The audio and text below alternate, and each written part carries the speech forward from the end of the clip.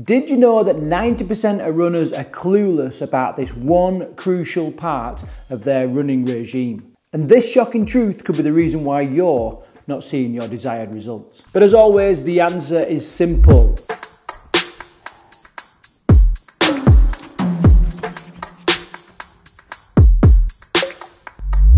It's mad, isn't it?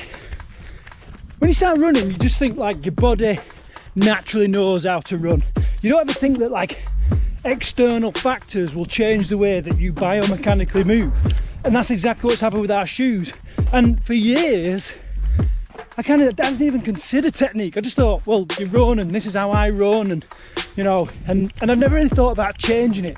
I thought, well, the body's very good at being efficient and doing what it needs to do when it needs to do it. Like breathing, you know? I thought running was exactly the same. Turns out I was wrong. And because of that, because I'd never really worked on technique, I really struggled.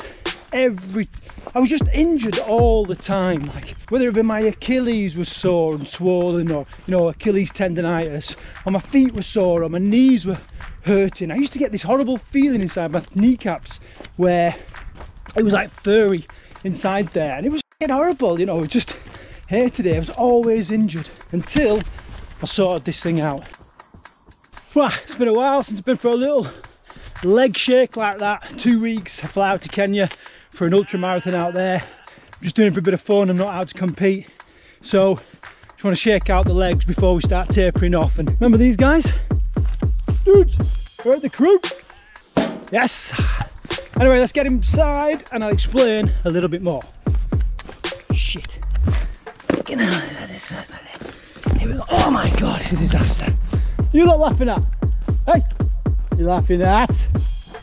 Good shit, good shit. Now it's always the implementation where people struggle, so stay tuned, because later on I'm going to tell you how you can change this crucial factor to make sure that you're reducing injury, increasing your speed and run longer. So it's pretty simple. It's cadence. Now cadence is the number of steps you take, and it's usually tracked over a minute. When I first got into running, I didn't really think about cadence, and I definitely paid the price. Now I always thought that it was just my mangled flat feet that was causing me injuries and causing me problems.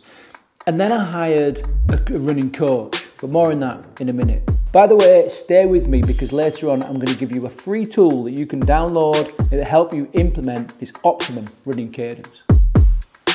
You right there, snoring? So I was absolutely plagued with injuries. My Achilles tendons were always sore and swollen. I used to get up in the morning, I was like a bloody robot getting out of bed.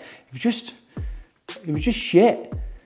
It really smashed the fun out of training for me. Every time I spoke to somebody, I was getting ready for a race, it was always like, oh yeah, injured again, injured again, injured again. And little did I know that this one thing could have such a dramatic impact on my running and my well-being.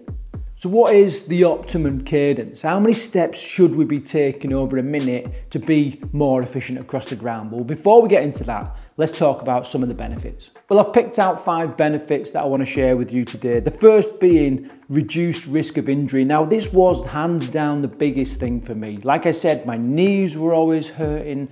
You know, I got this constant like knee tendinopathy, or patella tendinopathy. My ankles were always sore. You know, I was just always injured. You know, I'd go to the sports massage therapist or the physio or whatever, and they'd just be like, man, you're just wrecked. That's completely different now. Yes, I pick up injuries, but I pick up injuries because I'm a fat, lazy bastard and I don't train enough when it comes to do the races. So increasing your running cadence can help reduce the impact forces on your joints and your lower extremities. With a higher cadence, each step becomes shorter. Now that reduces the strain on your knees, ankles and hips. This could lower the risk of overuse injuries like stress fractures and tendonitis or tendinopathy. Number 2 is improved running economy. Now, who don't want a bit of that? Running with a high cadence can reduce the energy expended to maintain a given pace. And it feels weird. When I first before I started to work on my technique and my cadence, I used to bound along and I used to think, right, I'm really bounding. I feel like I'm pushing myself hard and as fast as I can. And then all of a sudden, you change your cadence, you shorten your stride, and you're like, blup, blup, blup, blup, blup. You're just like trotting along like a little pony. And you think, there's no way I can be going as fast as I am when I'm bounding like full steam ahead. And then you check the distance you've covered in the same time allotted. And it blows your mind. It is completely counterintuitive, but it worked. Taking shorter, quicker steps optimizes your stride length and reduces vertical oscillation. So you're not wasting energy by firing the body up towards the sky. You know, you're moving across the ground. You know, all the energy is pushing in the right direction. This can help you conserve energy and maintain a faster pace for longer periods. Number 3 is increased running speed. A higher cadence allows you to generate more turnover, which translates into increased speed. Shortening your stride and increasing your step rate can recruit more fast-twitch muscle fibers and propel yourself forward more effectively. This can be particularly beneficial for sprinting and shorter distance races. Now, I don't do a lot of sprinting, right? And I don't do a lot of short distance racing. So I haven't really experienced this benefit, but I do know that people, you know, out and out sprinters, the turnover of their feet is so quick, you know, it's got to help. Number 4 is enhanced running form. Now, this is something that I was really guilty of. I ran along like I'd just nicked a load of sausages from the butcher's, and I just didn't put any attention into technique and holding my form. I do now, and I definitely feel the benefits of it. A proper cadence encourages better running form, and when you increase your step rate, you naturally land with your feet closer to your body's centre of mass. Which is under your hips, which means that your heel is no longer acting as a brake and slowing you down. Heel striking also sends shock waves up through your legs. No surprise, you're getting injured because of the shock that's firing up your leg. This can promote a more balanced and aligned posture, reduce the likelihood of overstriding, and help maintain a more efficient running technique.